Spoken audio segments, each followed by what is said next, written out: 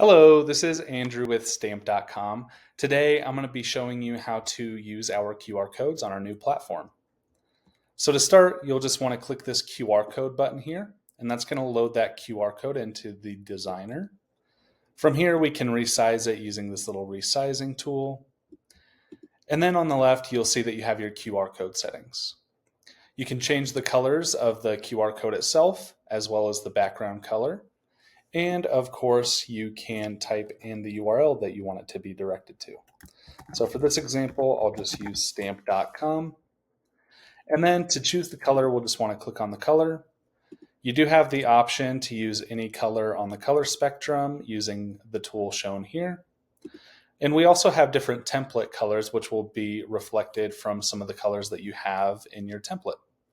So I'll just use the yellow color. And then to choose a background color, same thing, we can just click on the background color, and I'm going to choose this nice navy blue to make everything tie in. You can also copy a QR code. So if you click this little button here, this will duplicate the QR code so you can have that in multiple locations. And you can then just position your QR code wherever you want it on your mail piece.